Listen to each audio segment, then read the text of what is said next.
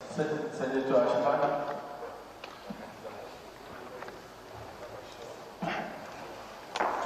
Thank you, Mr. President. My distinguished colleagues, I am Senator Aisha Abubakar from Lagos, representing the East Ministerial. I have looked through your achievements of the past, and you are coming in here with a very, very robust pedigree as far as the educational sector is concerned. You are an expert in general curriculum and educational system analysis. Several questions have been asked that, I would have asked earlier, but there is one that I will pose to you, and I want you, honestly, to tell Nigerians what your take will be. That question is, of recent, we've noticed that our local languages are going into extinction. Equally, we know that a country that does not work on its culture and tradition will probably lose its identity. In this regard, therefore, as a curriculum expert, do you believe that our indigenous languages should be made compulsory from primary school to university to the tertiary institutions? If the answer is yes, how can we do this? Knowing fully well that the values that have been added in other countries that have imbibed this system, like Singapore and Malaysia, those values have really assisted them in entering another level from the third world countries that we were in that category together with them about 2 decades ago. What is your take on this, and how can we go about it? Is it by law or by the curriculum analysis and input when you become a minister of the Federal Republic of Nigeria? Thank you.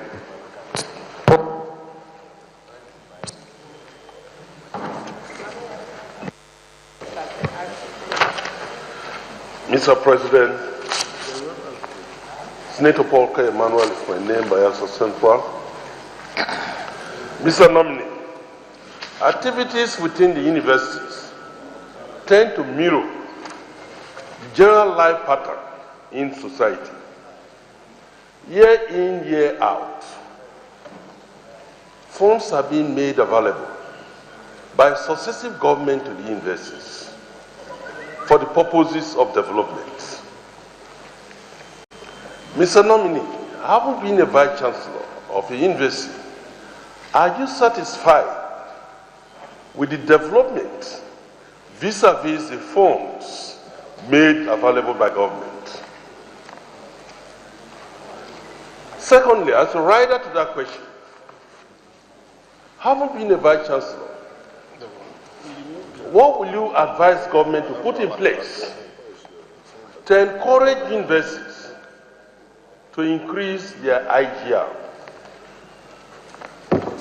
Bearing in mind that no amount of money that government will provide can be adequate for the development of our universities.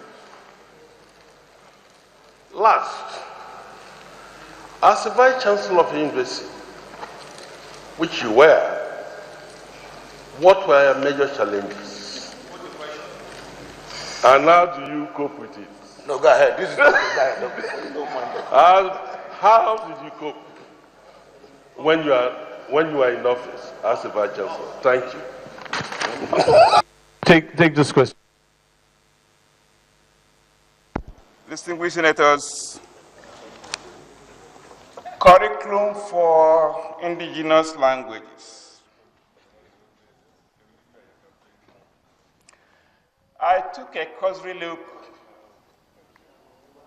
at the manifesto of the APC government, and two serious things struck me in that manifesto. The one is the school feeding program, school meal program. And the second one is to involve parents and community in primary school education. And that is where our emphasis on language and culture should take place. I know and I'm aware that there is some effort being made at the primary school level to teach Nigerian languages. I recall that Fafunwa emphasized teaching a mother tongue.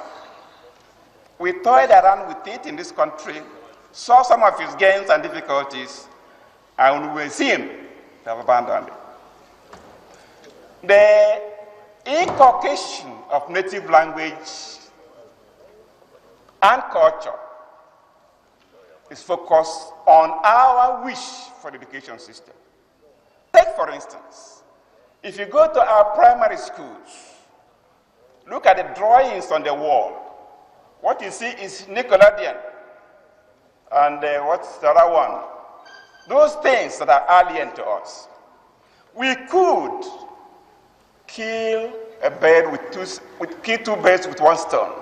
If you go to the schools and remove all those foreign-based things and put on the wall somebody who is being caught by the police or the EFCC and with a chain on his hands behind, and the policeman leading him, and there is another place, a van carrying criminals. At the end, there is a jail, the prison. And the child asks, "Auntie, my teacher, what is this thing?" You tell the child, this person is being chained because he committed a crime.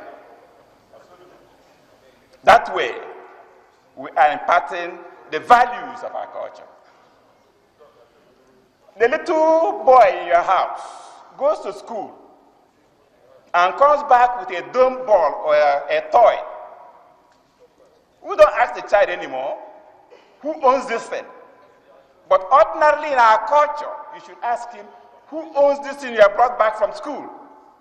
And you don't get a reasonable answer. The following morning, you put that child in your car, drive him or her to the school, and in front of his classmates, tell me who owns this thing. And somebody will say, that's my ball, that's my toy.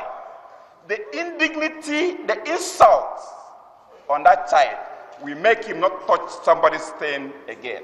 That's how we should start. But now what do we do? Because your child is insulted, you will never ask him. You cannot condole, and Johnny or little boy keeps growing in crime until he becomes an armed robber, an embezzler of public funds. We must take these issues. Thank you. Distinguished colleagues, is it the wish of the Senate that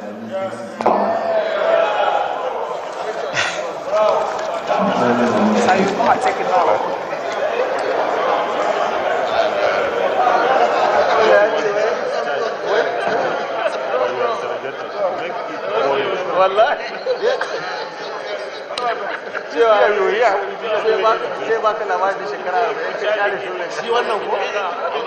There we have it, the second nominee. Finishing in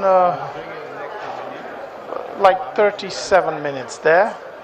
Nothing compared to the 1 hour 30 minutes that the first nominee spent before the Senate.